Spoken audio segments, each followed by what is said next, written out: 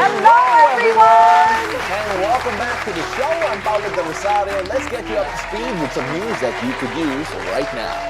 Hello there, beautiful people. I'm Anne Asis-Carilo. We are here to bring you good vibes, unstoppable energy, and the best company. Join us in the next hour and a half for stories and conversations that matter. Happy 1st of July, pal! Oo nga eh. July Can you na, imagine? oh my goodness! We are past the halfway point of the year. Yes! Actually, we were past the halfway point. Ayun na, tapos na ang June. And of course, wait, can we keep that on for a bit longer? Yeah, Okay, first of all, kasi okay, July na. for yung mga Gen X na, Gen Z rather, pa-explain, Gen Alpha, pa-explain naman. Kasi July. Oo. July ang nickname niya. So July, July. Parang si Marvin Agustin. Oo, 'Di ba? oo. Lumalabas siya pag August 10. Yes. Pero yes, tama yan. It's yung So Pinoy ito, version. July, si Ate July kasi. It's yung Pinoy version of yung It's Gonna Be May ni Justin Yes, Timberlake. yes, diba? exactly. So, of course, Jolina, hello. Of course, we have a great show. If you notice, dalawa lang po kami ulit. For some reason, it works with two. And we're going to say hello to Mo all the way from South Korea. Yes. Yeah. Kasi dahil inasar niyo ako yesterday with my roller coaster photo, I packed her in a box and sent her to Korea. Along with her boyfriend. Pina-LBC ko. Doon ka muna sa Korea, Mo. Sakay siya ng roller coaster. Hey, doon sa Anne, you look South great Korea. today, ha? I can smile now. Anyway, we've got a jam-packed show for you guys today. Mama Ogie Diaz will be joining us later to talk about his new movie. Yes, coming in as a producer, how to get away from my toxic family. No, that is not our love hugs topics. No. But of But course, it could be though. Actually, pwede, diba? Oo, pwede. And we also will have a pilot who is also an artist, Juana Palomique, joining us later on in the show Yeah, as she well. can be just whoever she wants to be. Pilot, Actually, artist. yung sila mga naman. overachiever talaga, yung mga renaissance people, it's hard to talk to them kasi I'm like, anong ginagawa ko sa buhay ko? Exactly. Diba? Especially when they're so young and then you look back to what you were doing at that age. Wala. Tambay lang. Wala, di ba? Chugs lang sa club. Tandaan na natin tugs-tugs. Pero ngayon, yung uso ngayon kasi diba coffee rave, diba? Yeah. Like the nightlife scene is not really it anymore. But anyway, we're going back into the age topic. We're not that old. Nat. We're never that old, of Yeah, course, but you of know what? course. You know what always gets old? Traffic. Traffic always gets old. Oh my goodness, let's go check the situation in major roads at this hour. Here is what's happening, guys, along EDSA Quezon Avenue flyover. As you can see on the left side of your screens, those are the vehicles going to Quiapo. We got moderate traffic already building up on that stretch. On the opposite lane, same situation. Those are the vehicles going to Quezon Memorial Circle. Light to moderate traffic there as well. Now let's take a look at EDSA White Plains this time. On the left side of your screens are vehicles going to Shaw Boulevard, already looking very busy at this hour. Moderate to heavy traffic on that lane. On the right side are vehicles going to Cubao, light traffic on that area. Now heads up to motorists. The expanded vehicle number coding scheme is in full swing. It's a Tuesday, so vehicles with license plates ending in 3 and 4 should be off the road right about now until 10 a.m. and again later from 5 p.m. to 8 p.m. Now we got more good news for motorists. A rollback in fuel prices is in effect today. Gasoline prices are down by 1 peso and 40 centavos per liter. Diesel by 1 peso and 80 centavos. And kerosene by 2 pesos and 20 centavos a liter. The rollback comes after the easing of tensions in the Middle East following U.S. President Donald Trump's ceasefire announcement between Israel and Iran.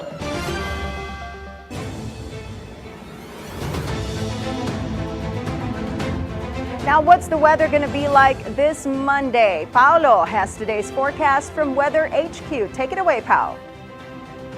Thank you so much, Anne. As we take a look at what's happening today, 2 weather systems are still expected to bring widespread rainfall to various parts of the country. We start off first as of 3 a.m. today. The low pressure area that we've been monitoring in the past few days that are now in the Philippine Area of Responsibility was last located at 650 kilometers east of Infanta Quezon. Now, aside from the LPA, also have to take a look at the southwest monsoon. Now, the southwest monsoon, locally known as Habagat, is affecting Central Luzon, Southern Luzon, the Visayas, and Mindanao. Now, according to Pag-asa, this LPA now has a medium chance of becoming a tropical cyclone within 24 hours. For now, its extended trough or the outer rain bands are already bringing mostly cloudy skies, scattered rain showers and thunderstorms over the provinces of Isabela, Quirino, Aurora, Quezon, and across the Bicol region as well. So rainy weather and cloudy weather you're experiencing there in these areas. A lot of that due to the LPA. Now, in other areas such as Central Luzon, Metro Manila, Calabarzon, Mimaropa, the Visayas, Zamboanga Peninsula, Northern Mindanao, and Caraga, the southwest monsoon continues to bring cloudy conditions with intermittent rains and isolated thunderstorms.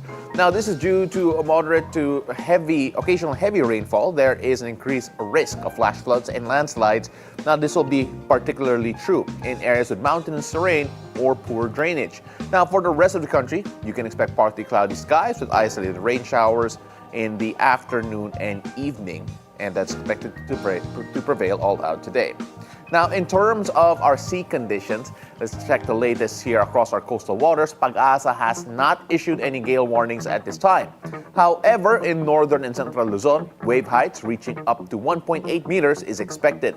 In other parts of the country, light to moderate winds may bring waves up to 1.5 meters high. Fisherfolk and sea travelers are advised to stay alert, as sudden thunderstorms could lead to rougher seas and higher waves. Safety at sea remains your top priority, so stay safe out there. That's it for Weather HQ at the moment. And back to you. Thank you so much, Pao, for that weather update. Now on to our top stories. Some 1.2 million minimum wage earners in Metro Manila can expect higher pay starting July 18. The NCR Wage Board approved a 50 peso increase in the daily minimum salary. The Labor Department says this will bring daily wages to up to 695 pesos for the non-agriculture sector and up to 658 pesos for the agriculture sector, service and retail establishments employing 15 or less workers, as well as manufacturing firms regularly employing less than 10 workers. The DOLE says this is the highest increase ever granted by the Wage Board in Metro Manila. President Bongbong Marcos says farmers can expect a fair buying price for the rice harvest as the government pushes for agricultural reforms. The president made the remarks during a farm machinery turnover ceremony in Nueva Ecija on Monday. He addressed concerns from farmers who say the government's 20 peso rice program could lead to lower buying prices for palay.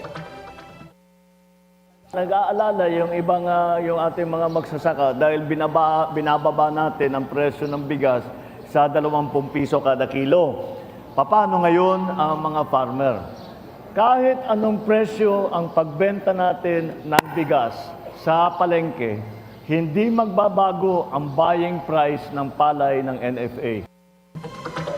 But farmers say they often sell palay at 15 to 18 pesos a kilo, a price they say barely covers their cost. They say while this price proves helpful for poor Filipinos, the government should also look out for farmers struggling to stay afloat. Ang mura-mura ng bili ng palay namin at pagkatapos naman, ang insecticide, ang abono, ang binhi, napakamahal sobra. Tapos kulang na lang na ipahingi yung aming palay kasi ang mura ng bili. Kasi mayroon tayong tinatawag na middleman eh. Yun ang nagpapahirap sa mga magsasaka. Kung tutusin, ang mga middleman, yan ang yung mayaman, hindi kami. Kami, naghihirap kami. Doon kami sa initan, doon kami sa lahat na mga mahirap na trabaho. Ngayon, ang ano lang namin, ang hinihingi namin, ang kaunting konsiderasyon na itaas naman nila kaunti palay. As the 20th Congress opens, Senate President Cheese Escudero is poised to maintain his leadership of the chamber. This according to Senator Joel Villanueva, who cited talking to 13 colleagues who confided their vote for Cheese. Just like the majority of the members of the incoming 20th Congress, I am also in support of the current Senate President. I am confident because I've talked to at least majority. of the senators. So I can say that. Escudero and Villanueva have long been allies. In the 13th Congress, Villanueva served as the Deputy Minority Leader, while SP Cheese was the Minority Leader. But Villanueva admits things could still change for the Senate presidency if voting does not happen soon. Senator Rita Hontiveros must face an ethics complaint. This was a statement of former Duterte spokesperson Harry Roque concerning Hontiveros' alleged witness tampering in the case against the Duterte duo of FPRRD and VP Sara, as well as KOJC leader Pastor Apollo Kibuloy. Senator Hontiveros says she has no intention of backing down. Bukas sa kahit sinong mamamayan na mag-file ng ethics complaint, pero parang si Harry Roque ang maraming sinasabi. Umuwi muna siya, humarap muna siya dito sa Senado, haharapin ko siya kahit saan. Pero ngayon, bitawan na niya yung buhay pugante niya. The senator showed her receipts indicating that Senate witness Michael Maurilio was the one who first contacted her and followed up while her office was conducting verification. And before the video of his denouncement of Hontiveros, he asked for rescue as he had been detained on Glory Mountain, one of Kibuloy's properties in Davao City. Nasaan dyan ang pinilit? Muli, siya ang una at paulit-ulit na lumapit. And these are people who were already afraid. Now they are in danger. Again, yan ang talagang kinagagalit ko. Hindi lang ito paninira. Those responsible for this video crossed a line and they will be held to account. Senator Hontiveros plans to file a case with the NBI concerning the video. She adds that this has been a pattern whenever there is a Senate hearing. Their witnesses get harassed. Isko Moreno Domagoso has officially returned as mayor of Manila, with his first priority being a cleanup of the city. He plans to declare a state of health emergency due to the worsening garbage problem, which he blames on the negligence of the previous administration. It's terrible. It's everywhere. In the Esquinita, sa kanto, sa avenida, sa boulevard, sa highway. It's everywhere. Ito masakit. In fact, kausap ko rin si engineer kanina, yung nagbaha last week, o yung basura natin, nasa imbornal lahat. The mayor revealed that Manila's debt for waste management has reached almost 1 billion pesos, with unpaid bills to 2 waste management companies. He promised to pursue criminal and administrative cases against anyone who will be found responsible for mismanaging the funds for the city's waste disposal. The search for the country's next ombudsman heats up, with Justice Secretary Jesus Crispin Boying Remulla joining the race. Remulla says he will submit his application to the Judicial and Bar Council this week. Remulla is now among the notable contenders alongside Philippine Competition Commission's Chair Michael Aguinaldo and Justice Undersecretary Jose Cadiz Jr. The new ombudsman will replace Samuel Martirez, whose term ends July 27. The Presidential Anti-Organized Crime Commission hails the decision of a Manila court to nullify the term of Alice Guo as Bamban Tarlac mayor. The PAOC says this is more than a legal win, noting, and I quote, "It is a powerful symbol that justice perseveres and that the Filipino people will always triumph over deception and criminality." The Manila RTC ruled Guo is undoubtedly Chinese. It granted the government's quo warranto petition against her, citing evidence that she is a Chinese national named Guo Huaping. Guo gained notoriety last year after being linked to pogo operations allegedly involved in human trafficking and cybercrime activities.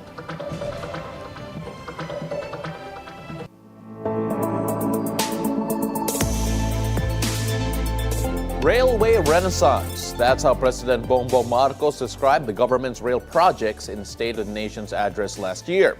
But how are these projects doing now? Are they all systems go or stuck in delays? George Cahiles reports. This is the MRT Line 7, a project passed on from the Arroyo, Aquino, and Duterte administrations and now inherited by President Bongbong Marcos. Construction began in 2016 and it's still not done. College student Trisha Galicia is already losing patience. 2 years po, mag-graduate na ako. Hindi ko po alam kung magagamit ko pa siya kasi feeling ko po ang tagal ng paggawa niya. MRT Line 7 promises faster, more convenient travel for around 600,000 passengers from Quezon City to San Jose del Monte in Bulacan. Originally, train operations were supposed to begin this year, but the Transportation Department says commuters need to wait a bit longer as partial operations might begin in 2027. Another major project, the Metro Manila Subway, the country's first underground rail system. Started in 2019, the subway promises to cut travel time from Valenzuela to NAIA Terminal 3 to just 35 minutes. This nearly ₱500 billion project is funded by a loan from the Japan International Cooperation Agency or JICA. The Transportation Department says of the 17 planned stations, only 2 might be finished before President Marcos ends his term. The North-South Commuter Railway, which will connect Manila to Clark, Pampanga, and Calamba, Laguna, is also facing delays. The DOTR says the Manila-Malolos segment could be operational by 2027, but the full line may not be completed for another 4 years. As for the LRT Line 1 extension, it may take until 2030 before it reaches Bacoor, Cavite. Like other railway projects, it's also facing right-of-way issues. One proposed solution, amend the Right-of-Way Act to streamline land acquisition for major government infrastructure. The bill has already been passed by the 19th Congress and is now just awaiting the President's signature to become law. The amendments are really going to be game changers in our work to get right-of-way as fast as we can. The country's railway projects are moving, but at a pace that's far too slow for a nation in urgent need of progress. If this is truly the promised railway renaissance, then the government must act with greater urgency, transparency, and resolve. The public deserves a transport system that's not just modern, but reliable, efficient, and built without delay. George Cahiles, Bilyonaryo News Channel. In world news, the White House says U.S. President Donald Trump will sign an executive order lifting the U.S. sanctions on Syria. This move follows through on Trump's decision in May to unwind the measures to help Syria rebuild after a devastating civil war. The U.S. imposed a series of sanctions on Syria, including asset freezes, travel bans, and restrictions on trade. Other international sanctions were also imposed on the country due to its designation as a state sponsor of terrorism. Meanwhile, the United States will resume its trade talks with Canada. This after Ottawa scrapped its digital services tax targeting U.S. technology firms. The White House says Canadian Prime Minister Mark Carney called Trump Sunday to tell him the taxes were being dropped. White House Press Secretary Caroline Leavitt told reporters Carney basically caved to Trump and that Canada made a mistake trying to impose a tax in the first place. Before winning the Canadian election earlier this year, Carney sent a hardline message that Canada will not back down from Trump's tariffs. Over in sports, Filipino tennis phenom Alex Ayala is all set for her main draw debut at Wimbledon. The 20-year-old star opens her campaign at center court against defending champion Barbora Krejcikova. That match is scheduled tonight at 8:30 p.m. Philippine time. The Rafa Nadal Academy graduate is currently ranked women's world number 56. Ayala is fresh off an incredible run at the Eastbourne Open, where she became the first Filipino to reach a WTA final. Meanwhile, tough start for defending champ Carlos Alcaraz in his title defense at Wimbledon. Spanish superstar braved the heat and edged out the tenacious Fabio Fognini in his opening match in a 5 pressure-packed sets. Now, that lasted for 4 hours. Temperatures at center court reached 32 degrees, where the last set was interrupted after a spectator became unwell in the heat and required assistance. Up next for Alcaraz is round two is hometown bet Oliver Tarvin. Wimbledon is different, and I could feel today that I was really nervous. At the beginning, being the first match on center court it's a huge privilege for me, even though that I played last year the first match. So it is it feels the first time. I just try to deal with the nerves the best way possible. I think battling the heat, the hot, I think is one of the things that we have to do. And probably other, the match can be in a way in another way because of the hot. So I think we have to deal with it in the best way possible obviously for the fan. And I think even here in London, they are not really used to, having, this weather, and sitting in 5 hours, in the stand without moving, and the sun hitting, I think could be really difficult to deal with, for the spectators. But we're playing in an outdoor tournament, so I think that the roof shouldn't be closed because of it. Wimbledon fourth seed Jasmine Paolini came from a set down to beat Latvia's Anastasia Sevastova 2-6, 6-3, and 6-2, advancing to the second round. Paolini, who surged to the final last year despite never having won a grass court match prior, struggled in the first set but found her rhythm after a slow start. Sevastova took a medical timeout before Paolini dominated the final set. The Italian will next face Russia's Kamila Rakhimova. Now, over in the NBA, Jordan Clarkson has finalized a contract buyout with the Utah Jazz, confirming that news just earlier today. The 33-year-old Phil-Am guard leaves behind a $14.3 million deal after a foot injury limited him to just 37 games last season. Clarkson averaged 16 points in his latest campaign with the Utah Jazz. The New York Knicks are reportedly among those interested, while the Jazz, meanwhile, are clearing $30 million in luxury tax space as they go all in their young talent.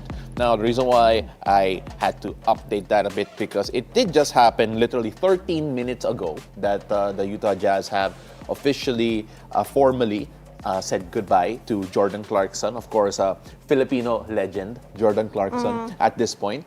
And as the resident Jazz fan of this country, as their representative, as featured in the New York Times, I have to say this, Jordan, salamat na lang It was tough. So hard to say goodbye to him. I was so lucky to be able to have contact with the Utah Jazz for his time in Utah. I was really grateful that because he was in Utah, I was able to be a big part of their Filipino Heritage Night in Utah, wherein I actually dubbed Filipino commentary over Jordan Clarkson highlights that was played in Salt Lake City. So it was nice to be able to do that, and it was nice that the Utah Jazz could celebrate Filipino heritage for a very long time with Jordan Clarkson there. And I am heartbroken. I am super heartbroken. So what's next for him? Right now, contract buyout, so that means he's in free agency. Okay. So he can now choose which team he could go to. Oh, interesting. So this is actually a good move for well, it's a great move for Jordan, not a great move for the Utah Jazz because they didn't get anything in return. But that's good for Jordan that his relationship with the team was good enough that, hey, we're not going to keep you in jail. If you want to go somewhere else, feel free. So that worked out for Jordan. And, good luck. And, oh my God, the Jazz fan in me is dying. Do you see him? Dying. Do you see him leaning into joining one particular team? I guess the Knicks. If he goes to the Knicks, I think the whole Filipino universe for basketball will explode. If he goes to the Knicks, probably I think that would work out. But we'll see. We'll see what works out for that. I'm just still sad, okay? I'm super sad.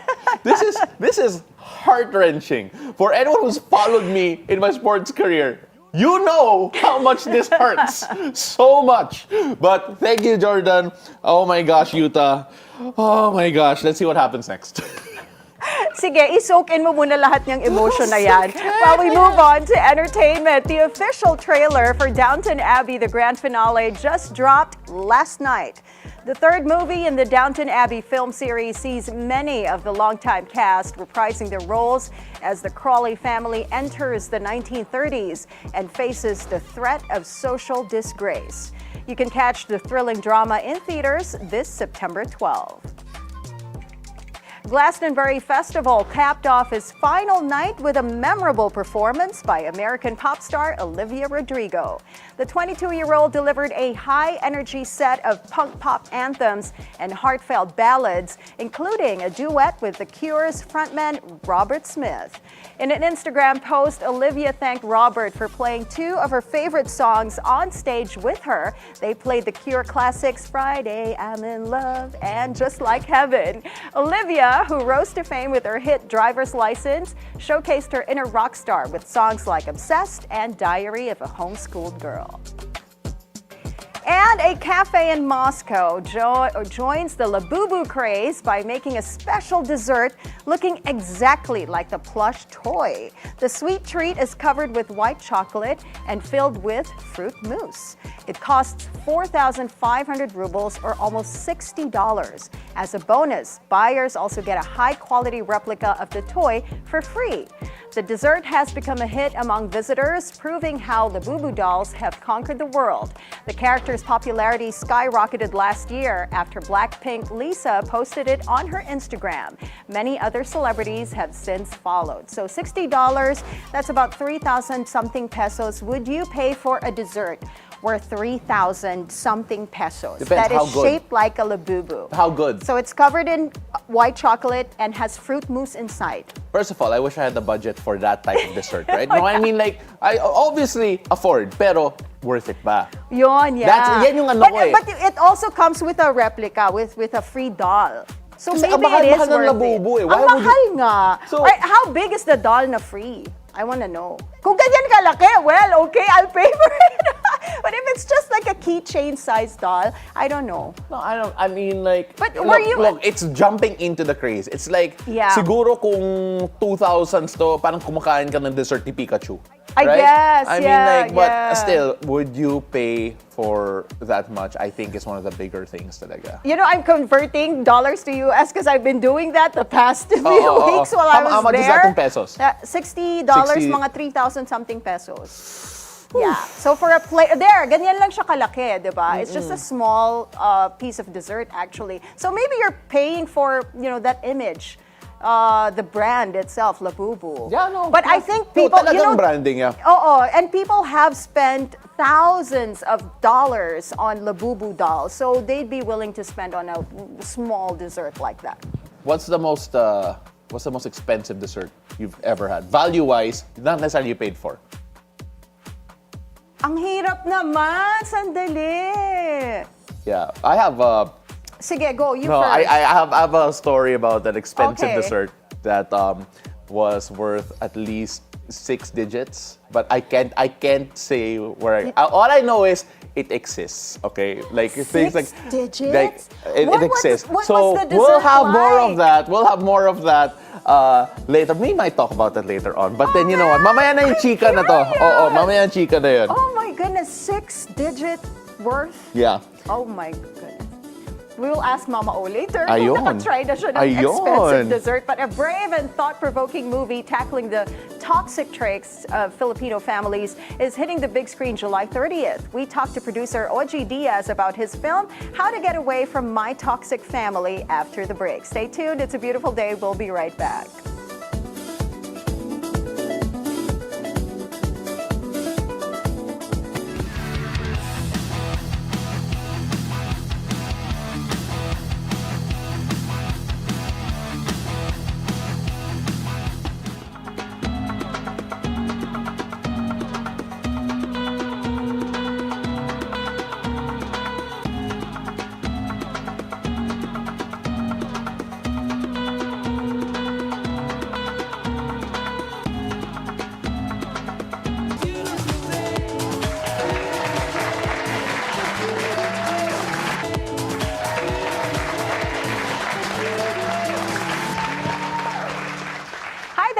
welcome back. You're still watching It's a Beautiful Day.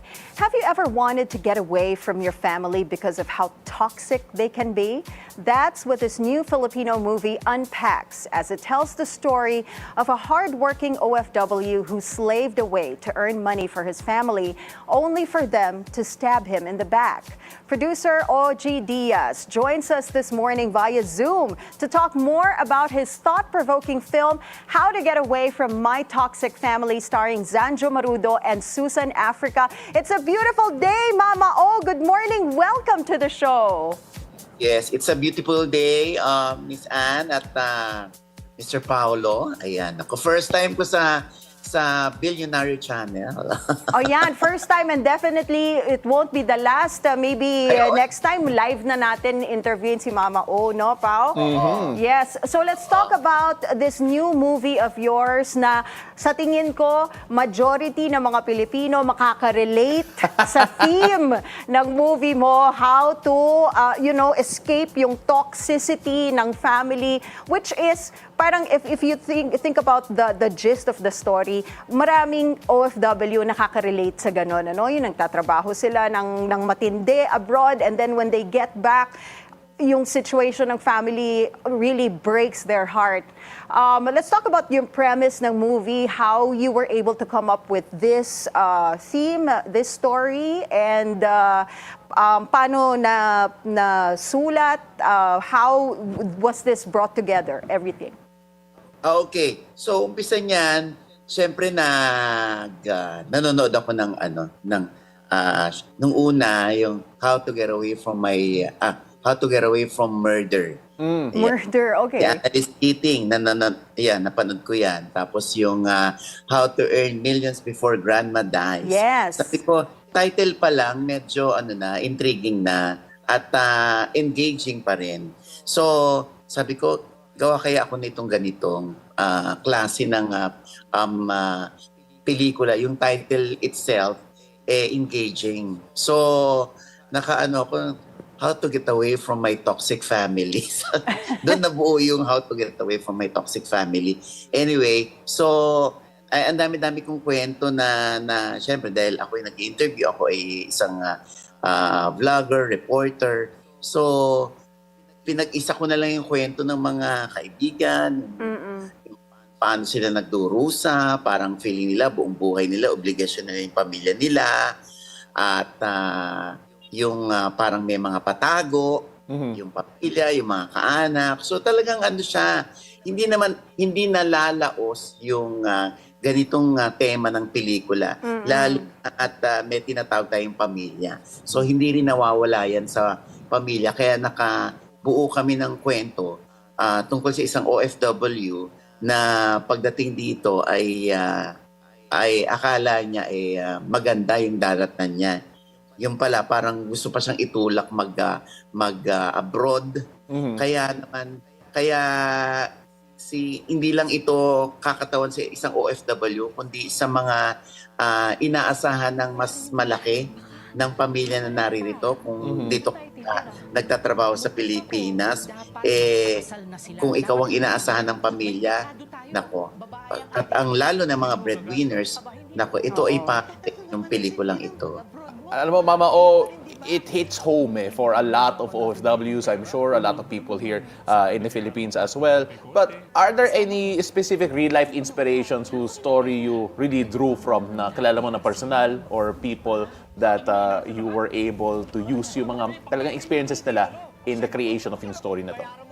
Okay, meron din somehow meron din akong contribution dito bilang ako rin yung breadwinner. Ako yung inaasahan ng lahat, di ba? Hindi ko na lang inilatag dito na syempre old school tayo so Gen X tayo. Kaya nung araw ito baka mag-react ang mga bading ngayon sa henerasyon ngayon. Nung araw kasi yung bading ay sabi salot daw, salot ng bayan, salot sa pamilya, nakakaya sa pamilya.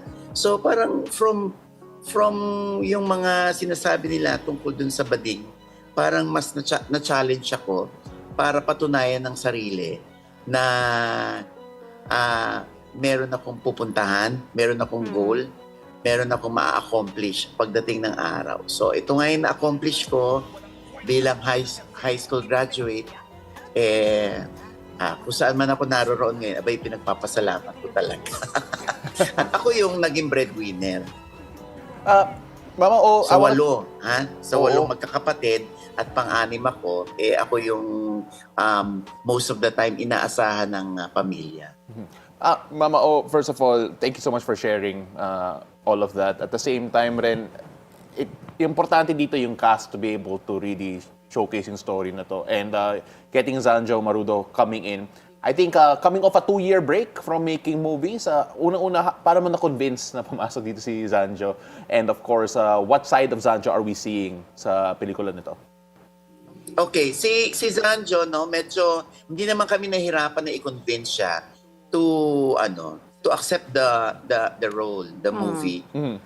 Kasi inilatag muna namin sa kanya, sabi namin kay Zanjoe, pag ito tinanggap mo, dahil ikaw ang first choice namin, saka pa lang kami kukuha ng mga kapatid mo, nanay mo, para maihawig namin sa mukha mo yung mga kapatid mo. Para kaya kung mapapanood nyo to pelikula ay mapapansin niyo na halos magkakamukha sila. Kasi para yung feels na magkakapatid, talagang isipin mo magkakapatid kayo, hindi yung kunwari si Zanjoe ang kapatid, tapos isa yung ate niya kunwari si Marisa Cal, yung isa si Joshua Garcia. Hindi isipin ng mga tao na magkakapatid talaga kayo. Kaya kundi umaarte lang kayo sa character na ibinigay sa inyo. Kaya nung inaccept ito ni Zanjoe, itong role, doon pa lang kami nag-audition para sa mga kapatid. Kaya kung mapapansin nyo, si Susan Africa, hindi naman nalalayo kay Zanjoe. Maging si Richard Kwan. Ayan, parang halos, hindi naman sila sobrang magkakamukha, kundi yung mga kulay nila. Oo, may similarity. Kaya, like what we're seeing right now, na nakikita natin yung trailer on screen, talagang makikita mo, magkakamukha talaga sila, no? And you mentioned, yes, Susan Africa, ang pambansang mama ng Philippine showbiz. What was it like working with Miss Susan Africa, Mama O? Well, si Miss Susan talagang, ang binibili mo dyan yung ubo niya eh. Kasi true.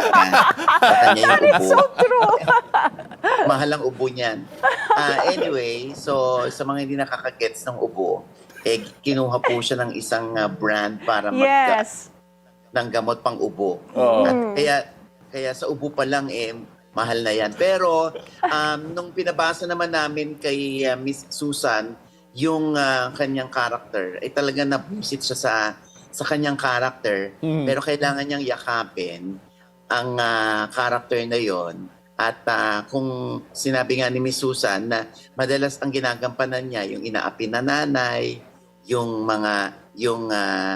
palaban na nanay, dito kasi parang is obviously isa siya sa mga toxic sa family na you will love to hate. Kaya sobrang galing dito ni Miss Susan. Kaya yung mga reaksyon ng mga tao, paglabas nila ng sinehan, lalo na sa international screenings, gusto nilang makita si Miss Susan Africa para sa bunutan. Yan yung mga masasarap na roles, no? Yung mga talagang anti-hero, yung mga talagang nakakainis in general. Pero Mama O, when we take a look at toxicity, diba? It's in the title. We are talking about toxic over and over again. Ano yung need para sa'yo to be able to talk about toxicity within the family? Kasi alam mo naman, dito sa Pilipinas, napaka-nuclear tayo as a family unit. At minsan talaga, we're too nice sometimes. How important is it to talk about yung toxicity sa loob ng pamilya? Okay. Kung pag-uusapan yung toxicity dito sa family, talagang bawat manonood ay ituturo niya kung sino siya doon. Pero silently lang. Secretly. Kasi syempre hindi naman naaminin ng isang tao na toxic siya eh. Di ba? Lagi na lang ang nakiklaim na 'di ba? Pag nagpo-post na yung isang tao na ang toxic na ng family, hindi naman natin alam kung ikaw rin ba toxic? 'Di ba? Parang ikaw ang bida sa kwento mo, ikaw ang bida sa post mo. Kaya mo sinasabing toxic ang family mo. Pero hindi natin alam baka ikaw ang toxic. Kaya ang kwento mo ay ikaw ang bida, ikaw ang inaapi. So madalas yung gaslighting. So kaya dito sa pelikula, talagang ipapakita namin dito kung iba't ibang klase ng toxic sa siblings. Lalo na sa nanay na dapat ay nakakakuha ka ng kakampi, ng pag-aaruga, ng pag-iintindi. Pero isa pa pala yung nanay sa toxic. So kaya ang tanong dito ay how to get away from my toxic family. Sinagot ni Zanjoe yon sa huli. Okay. Mama O, why do you think, parang when you think about yung mga ganitong situation, nangyayari talaga lagi yan, yung parang financial abuse, napaka-rampant in Filipino families. Lagi tayong, makikita mo yung mga umaasa sa anak nila, di ba? Yung parang mag-train nila, o mag-nurse ka, doktor ka, para pagka kumikita ka na, buhayin mo na kami, mga magulang mo. Makikita natin yan in a lot of families, di ba? Parang it is a form of emotional, financial abuse. Why do you think it's so rampant in Filipino families? Ay, labanan ng mga henerasyon ngayon. Feeling ko lang, Anne, labanan ng mga henerasyon yan. Labanan ng boomer, Gen X, millennial, at ng Gen Z. So, nakatalo-talo sila ng mga vision nila, ng outlook nila, ng mga perspective nila in life, nakakatalo-talo. Kung sample lang ito, hanggang ngayon hindi magkaintindihan ang henerasyon ni Mother Ricky at ni Salud sa henerasyon ng mga bakla, ng mga kapatid ng mga LGBTQ panahon ngayon. Alam mo, ako mismo, Gen X na bading, so naiintindihan ko si Mother Ricky tsaka si Mama Rene. Ako rin, naiintindihan ko naman din yung henerasyon ngayon ng mga ka-pride natin, Kaya kung mapapansin mo, medyo sensitive na sa panahon ngayon ang mga kabataan. Nung araw wala tayong inaalalang mental health. Ngayon, number one consideration yung pagsasaalang-alang ng mental health. Lalo na ng mga bata. Kung nung araw kami ay binubugahan lang ng nanay, pinapagalitan, oy, anong minumukmuk mo dyan sa sulok? Tumayo ka doon, maghugas ka ng plato, lumiligtas ka lang sa gawaing bahay Oo. Ngayon, pag nakita mo yung anak mo na nagmumukmuk sa isang sulok, mag-aalala ka na, anak, anong nangyari? May umaway ba sa'yo? Meron ka bang nakagalit sa school? Ganyan ka na ngayon kasi ang inaalala mo yung mental health ngayon ng mga bata. Kaya pag i-issuehan ka ng may mental health din naman kami dati. Bakit feeling nyo kayo lang may mental health? Meron din naman ako. So humahaba yung ating discussion, pero nagtatalo-talo talaga Iba yung nung araw talaga. Yung ibang nung araw talaga, kahit pagalitan ka ng nanay mo, padadalhan mo pa rin yung nanay mo ng sustento o ng ayuda, ng tulong. Kasi pinag-aral ka nila Tama. Pinagtapos ka namin. Ako nag-ano sa'yo ng placement fee mo. So dapat lang bumawi ka. Tsaka ganun talaga ang dapat talaga ganun. Pagtanda namin, kayo naman ang magtatrabaho for us. Nung araw ganun. Tama. Ngayon iba na. At si Mama O, kaya lagi ko sinasabi na habang tumatanda ka, dapat nag-iipon ka para sa sarili mo. Para hindi dumating ang araw na aasa ka sa anak mo. Ganon. Diba? Mama, it actually brings me to yung next question ko kasi it feels like yung movie na to, baka iba yung message niya to different generations. Yeah. Depending on who's watching, kung kanino sila nakaka-relate sa movie in particular. Sa palagay mo ba, it will be a different message for different generations? Okay. Yung mensahe ko para sa mga henerasyon kasi hindi ko masyadong Yes. Yung mensahe ng pelikula na to. Like, sa palagay mo ba, Okay. it will be a different So, message for every generation? Oh, okay. So ito ay madalas nangyayari, itong pelikulang How to Get Away from My Toxic Family ay typical na kwento ng isang pamilya na nasa CDE crowd. CDE market. Oo. Yung talagang pag nakakapag-abroad ang pamilya, ang isang miyembro ng pamilya, nandun yung kanilang yabang, nandun ang kanilang pride, nandun ang kanilang pag-asa na giginhawa ang buhay namin someday dahil yung isang kaanak ko, yung anak ko, yung kapatid ko nandun sa abroad. Makakatulong sila ng bongga sa atin dito sa Pinas, no? Ang hindi nila nalalaman, ang dami ring sinisikreto ng mga nandun sa abroad.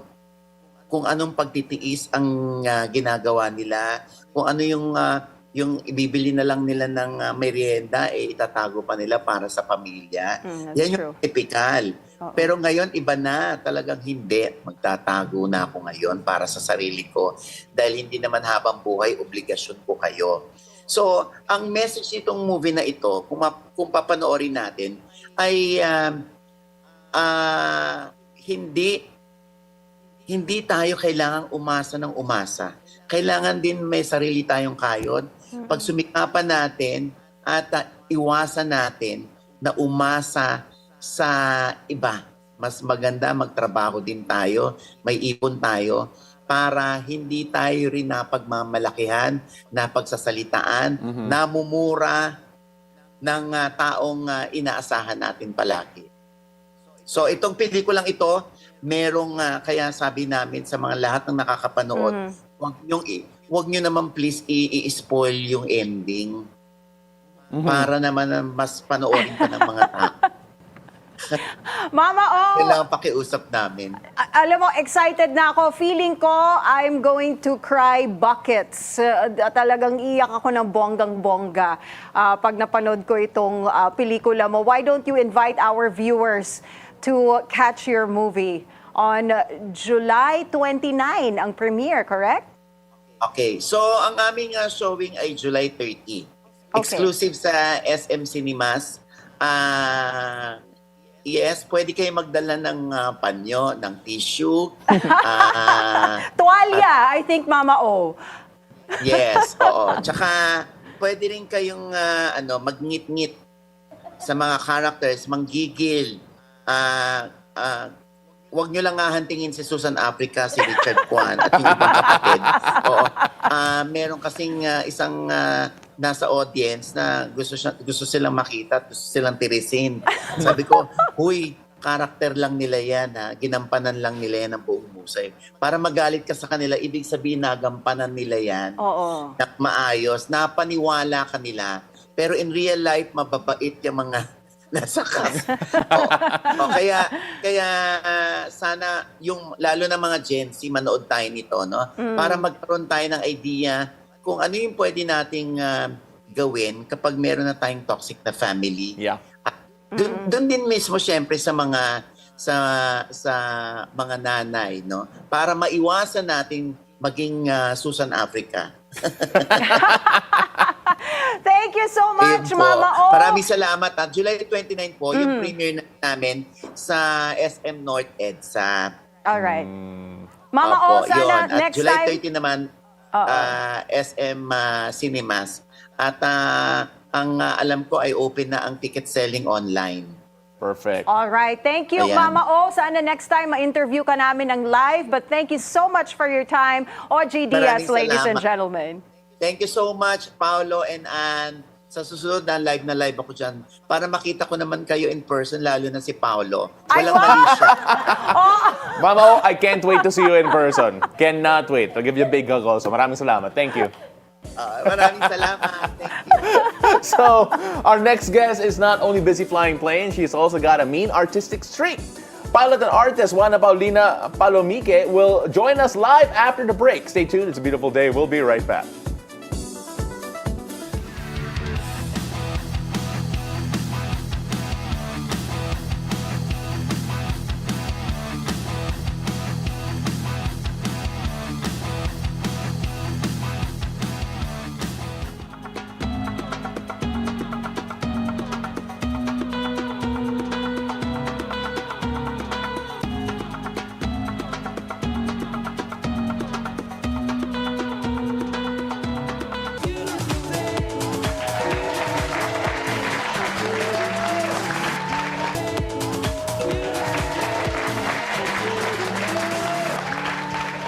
And welcome back. You're still joining us here on It's a Beautiful Day. Now, our next guest proves that she is a true Jill of all trades and definitely not a master of none.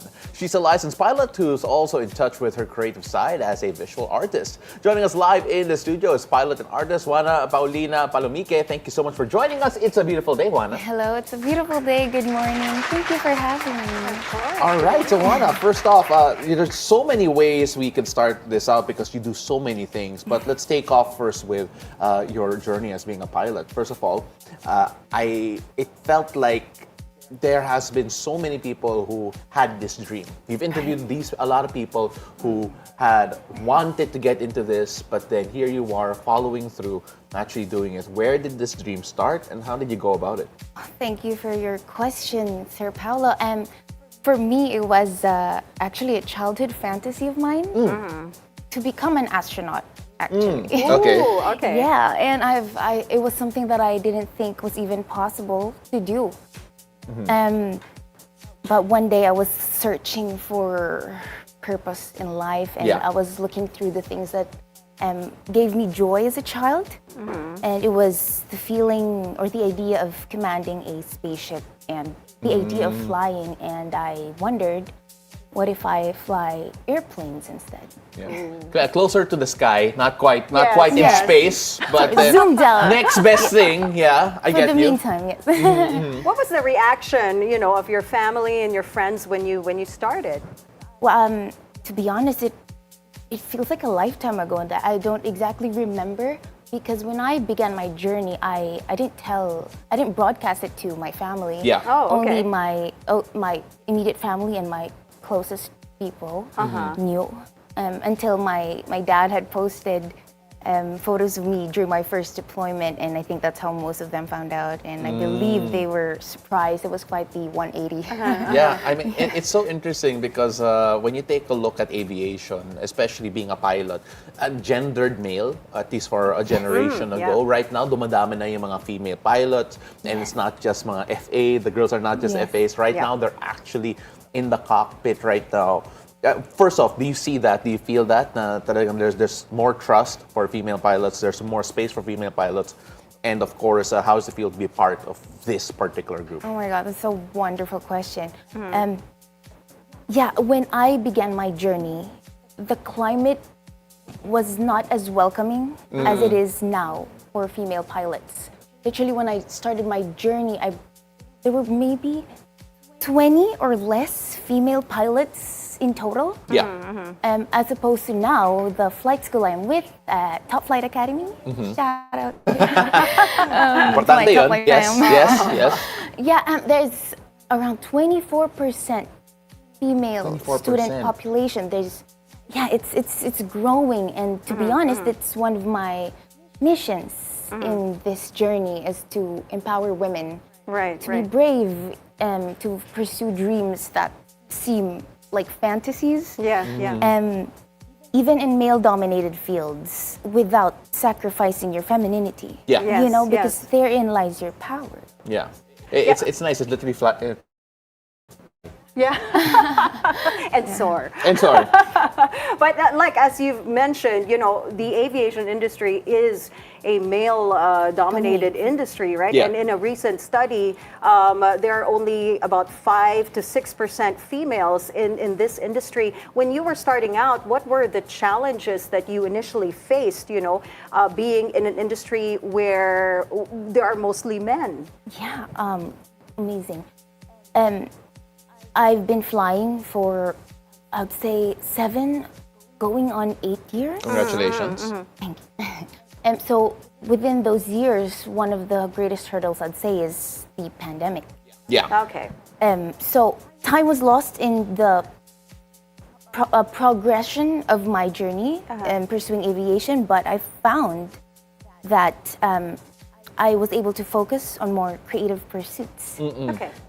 So that really kind of opened up my eyes on the things that I am passionate about, not just things like flying, but I remember I connected deeply within myself that I do love art, I do love these things, and I want to do them all. Is a driving force. That leads me to my next question, because you mentioned your creative side as well, and you're also an artist. In fact, your ticker below says pilot/artist. So we're going to focus on the artist part now, right? So when we take a look at you being an artist as well, how does everything connect? How does everything become one whole? Because it feels like you don't really separate your being a pilot from your artistic work in the sense of the freedom that you have. So how does that all come together for you?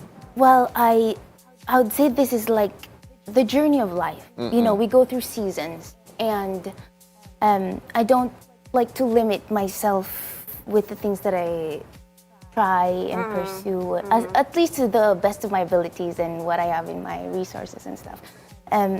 But yeah, ever since I could remember, I've always been into art and, and creating and painting or acting or performing music. It was always something that I leaned into. Yeah. And I learned that this is something that you should follow, the joy, whatever brings you joy. Yeah. And you know what, sorry, Juana, because Anne, we were talking about a while ago na mga Renaissance people. Yeah. In terms of doing a lot.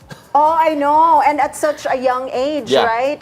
Pursuing so many things. So how do you juggle all these pursuits as a pilot, content creator, an artist? Without sacrificing. Yeah. Right. So there should be a balance. A rhythm. Oh my God, I'm seeing my cat. I love you, Effie.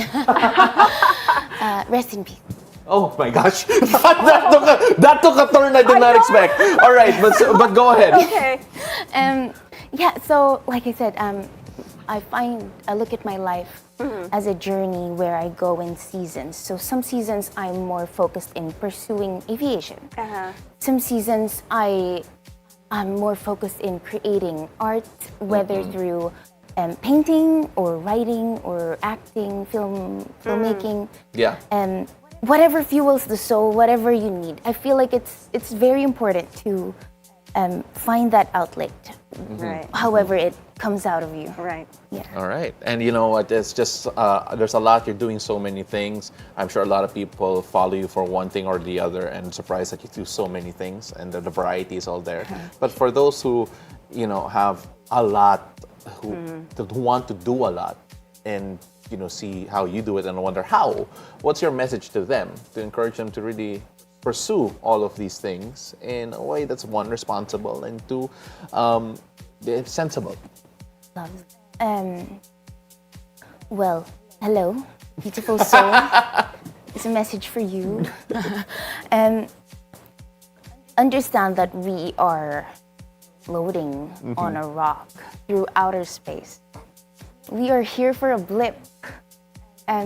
So be brave. What are you afraid of? Do not focus on the things that could go wrong. Do not put your energy into figuring out what would go wrong. Like, our brains can get very creative into thinking, oh, these are the reasons why this will not work. Right. But you can lean the other way into using that creativity into, how can I make this work? And what else am I able to do while you can, while you have time? So, think about that. Lean into that. Find your joy. And remember not to take life too seriously. Ayun. Laugh. Yeah, that's laugh. But that's Love really to good. laugh. Yeah, I mean, that's all we do on the show. But Juana, I just really appreciate you sharing everything, your art, your work, your the way that you soar. I really appreciate it, and hopefully someone does resonate with all of this. I really appreciate you, and hopefully we get to talk to you again really soon. Thank you so much. Thank you so much. It was lovely being here. Now we've got more stories for you guys, plus our horoscope of the day with Master Hans Kua after the break. Stay with us. It's a beautiful day. We'll be right back.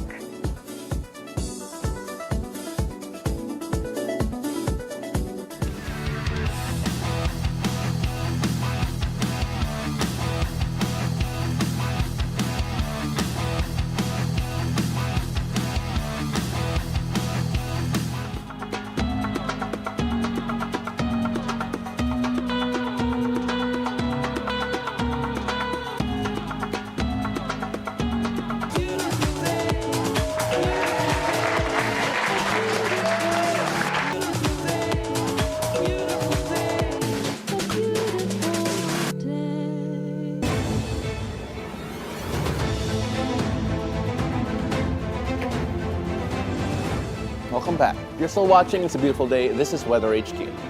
Yesterday, we marked International Asteroid Day, a day that fuels curiosity, especially among young Filipinos who might just be the future of astronomy and space science. Here in the Philippines, it's also a proud moment because several asteroids have been named after Filipinos. It's a recognition of the work we've done in education, science, and advocacy. So on Asteroid Day, we celebrate not just what's out there in space, but the fact that Filipinos have a place in that story. Our names, our efforts, and our dreams are now part of something truly cosmic. Lovely. It's a great reminder to keep dreaming big and to keep looking up. Now, on to more serious news. A scorching heat wave swept across Western Europe on Monday, triggering wildfires in Turkey and France and forcing over 50,000 people to evacuate. Fires raged in Turkey's Izmir province for a second day, while temperatures in parts of France soared above 40 degrees Celsius. Spain, Italy, and Germany and the Netherlands are also part of the countries that have issued heat alerts. Experts say the extreme temperatures up to 10 degrees Celsius above normal are linked to climate change. Authorities urge the public to stay cool, save water, and look after vulnerable groups. Now, a captivating roll of clouds is drifting above Cabo da Roca, the westernmost point of the European continent in Portugal.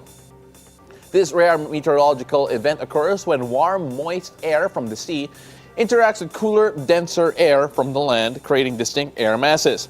As these contrasting temperatures collide, they generate rolling waves of clouds that create a striking visual effect in the sky. The complexity of this phenomenon not only enhances the beauty of the landscape, but also provides valuable insights into atmospheric dynamics and climate conditions in the region.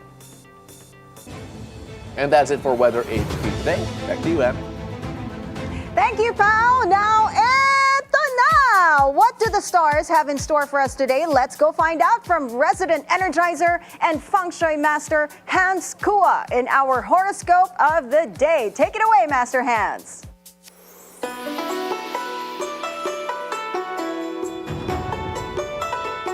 Good morning! It's a beautiful day with me, Master Hans Kua. Ito po ang horoscope for Tuesday, July 1.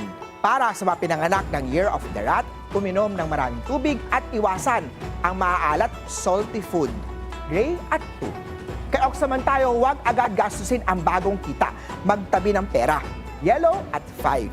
Kay Tiger naman tayo, huwag makisali sa chismis sa opisina. Blue at 1. Kay Year of the Rabbit naman tayo, may hindi pagkakaintindihan sa mga katrabaho. Be calm at huwag magpadala sa emosyon. Beige at 6. Kay Dragon naman tayo, bantayan ang blood pressure, umiwas sa stress at puyat. Red at 8. Kay Snake naman tayo, huwag matakot sa bagong responsibility sa trabaho. Kaya mo yan! Purple at 3. Ito naman! Kay Year of the Horsey, may padating na team project. Gamitin ang leadership skills mo. Gold at 7. Kay Year of the Ship naman tayo, kumonsulta sa doktor kung may matagal ka nang iniindang pananakit sa kasukasuan. White at 9. Kay Year of the Monkey naman tayo, i-check ang posture lalo na kung madalas nakaupo sa trabaho. Green at 4. Kay Year of the Rooster, may bagong source of income lalo na kung ikaw ay creative at maparaan. Pink at 1. Kay Dog naman tayo, manatiling active pero stay hydrated. Silver at 6. Sa mga Year of the Pig naman, hindi pa ito ang tamang panahon para umutang o mag-loan. Yellow at 3. Paalala lang, ito po'y patnubay lamang. Ang tunay na swerte ay nagsisimula sa pagiging totoo. Abangan araw-araw ang horoscope of the day. Dito lang po sa It's a Beautiful Day with me, Master Hans Kua. Thank you so much, Master Hans Kua, for that horoscope of the day. Sabi ni Master Hans, pag meron daw akong nararamdaman sa aking mga kasukasuan, grabe naman, Master Hans, yung horoscope mo sa akin. On point ka, Master Hans, ha? Oo, kasi sabi ni Alan, yung cameraman natin, na baka masakit daw yung kasukasuan ko dahil sumakay ako sa roller coaster. Grabe. Alam mo, Alan, wala naman sinabi si Alan, ah. Mamaya, Alan, Wala. Gusto lang magtutuos ni Anne reason para mag-boxing. Baka dagpan niya si Manny Pacquiao, di ba? Again, thank you so much, Master Hans Kua. Pasensya na that you caused violence in the studio yet again. Oo, But my we gosh. love his color. Para tayong in sync today na hindi natin napag-usapan. I love Grabe, it. ang serene Blue. natin kanina, tapos biglang napapaaway ka na. Grabe. Ano ba nangyayari ngayon? Well, lovely. Oo, but then you know what? We have a lot more coming up because That's feeling ko right. masaya ulit yung love hacks natin mamaya. Up ahead, what if she's with you to flex a soft life online, even if she has to fake the details? That story on today's Love Hacks after the break. It's a beautiful day. We'll be right back. Gaslighting.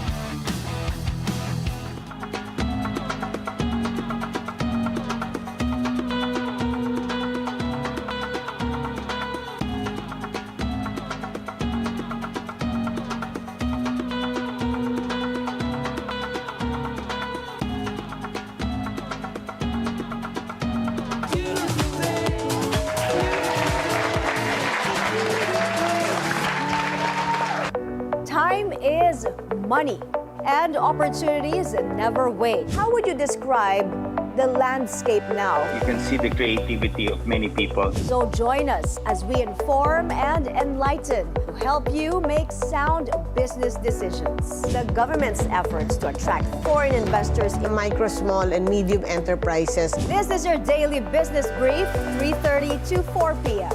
Only here on the Bilyonaryo News Channel. This is where the country's toughest issues meet its sharpest legal minds. The prosecutor is part and parcel of the court.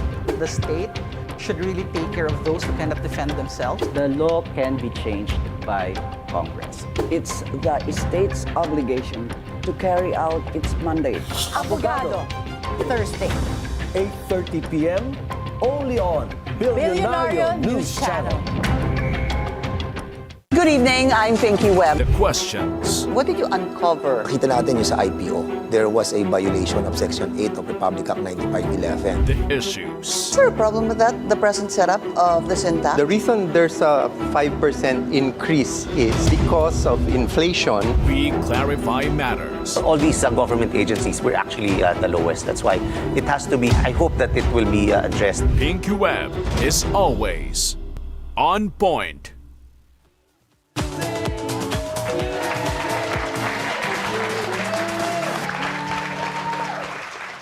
And welcome back. You're still watching It's a Beautiful Day. Sure, it's great to buy your partner gifts here and there, but what if after 6 years, it's all that matters to her now? Dating Coach V gets real in today's Love Hacks. Take it away, Coach V. Love hacks, we got you. No need to be sad. Class, have you ever been robbed emotionally? Not by a stranger, but by the person who calls you babe. What if you had a girlfriend who asked for a 50,000 pesos gift?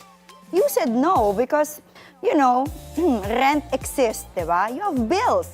So she gets somebody else to buy it, then flexes it online, pretending it came from you. That's not sweeta, that's a crime of the heart with Instagram captions. But good morning, loves. It's a beautiful day. Coach V here, your love solution provider, bringing you a brand new way to level up your love life Welcome to Love Hacks. Today's episode, man, triggering to because especially for the givers, the quiet providers, and those being emotionally robbed in the name of love. Let's jump right away in this dilemma that got us thinking, does she really want love or maybe she just wants to flex on Instagram? Pao, will you read this for us? Now, I and my girlfriend, we've been together for 6 years. Now, I tried to end the relationship recently, but she said she just needed space to rethink. Now, all throughout the relationship, I've been the one paying for our dates, which I'm fine with. You know, it's normal for the guy to provide. But we always end up arguing about her spending. Now, she never seems content with what I can afford. Now, just last week, she asked me to buy her something worth 50,000 pesos. Okay, I told her I couldn't afford it. A few days later, she asked her parents to buy it and posted it on Instagram, pretending that I gave it to her. Now, she wanted to brag. That did not sit right with me. Maybe it's my fault. Baka kasalanan ko. I got used to a lifestyle where I'd always give in, even if it was beyond my means. Now, we've talked about her spending. I've been clear. Still, nothing has changed. Now, I'm just wondering, should I rethink ending it? Is this a valid reason to walk away? Thank you, Pao. Well, first things first, what do you think was she thinking? Anne, do you have any thoughts? Ano kayang iniisip ni girl? Bakit siya nagpabila sa parents tapos she posted it saying, thank you, babe? I know, Isn't I'm that so an insult? weirded out. Why would you pretend that your boyfriend bought it? Right. What are you trying to prove in the first place? For example, Pao, somebody did that to you. How would you feel? Projecting siya. Like projecting a certain lifestyle, siguro para sa kanyang clout, and say, oh, ang yaman ng boyfriend ko, or and so on. But I think, I don't know. I think it's more of a material thing, and I am not a fan of something like that. And I think the valid reason siya to break up, to be honest. That's true. Going back to that Reddit post, which was read very well, by the way. Okay. So, Pao, you think that she did it because she wants to portray that the boyfriend is rich, not because she wants to insult the boyfriend directly? No, yeah. It's like, parang na-projection na ito yung gusto ko. And saying like, oy, humabol ka. Ay, ayun, grabe yun. How about you, Anne? Any thoughts on this one? Same with Pao. I think she's being too pretentious, and if you cannot show the world the true, the true identity of your boyfriend, diba? Why do you have to pretend na mayaman siya? Yeah, and at the same time, I think you and I can relate, Anne, kasi sa totoo lang, simpleng tao lang ako eh. And when we take a look at stuff like this, it's just not, it doesn't sit right. Yeah. I wonder later if somebody asks Pao to buy a 50,000 gift, if I he's was say gonna yes ask or you. no. Oh, we will know in a little while. But you know what, love? To me, it sounds like an emotional extortion through lifestyle inflation. But you know what? This isn't about money. It's about manipulated identity. Tama nga yung sabi ni Pao. She doesn't just want him. She wants the image of being spoiled. Psychologist Dr. Seth Mayer calls this status-seeking attachment style or SSAS. Ano ibig sabihin yan? This is when people enter relationship not for deep connection but for validation, for status, and for clout. And this is where love is measured by luxury and commitment and is earned through currency. So yung post sa Instagram, that was not love. That was actually a performance. And he became a prop on her feed. And here's the kicker, my loves. When you give and give and give, it's never enough. Kasi it's not about generosity anymore. It's called codependency and designer packaging. So, for those who have experienced something similar, here are 3 savage but science-backed signs she's not just faking the post, she's also faking the whole love affair with you. Number 1, the effort is for the gram and not for you. She shows up for birthday gifts, for good things, photo ops, but goes emotionally MIA when you're sick, struggling, or when you say no. Real love is low-key when it needs to be. Pero yung fake love, ay nako, it only exists in front of camera, a caption, or an audience. Number 2, words are sweet, but behavior is bare minimum. She says, I love you, but never asks about your day. Says, I appreciate you, but throws a tantrum kapag hindi mo binilhan ng 50,000 worth gift. Reminder, affection without consistency is performance, and performance without integrity is manipulation. And finally, ito na yun, she loves the role, but not the relationship. If her energy drops the moment she's not being shown off, pampered, or praised, you are not her partner. You're her prop for the soft life she wants to look like she's living. So, if you want to test his love, if you want to know if you're with a real partner, remove the gifts, remove the glam, the posting. And if the affection disappears, then that's not love. That was clout in a couple costume. So, love, what do you think of this? Have you heard of a friend na the moment when the man or the woman stops giving them things, they also check out emotionally?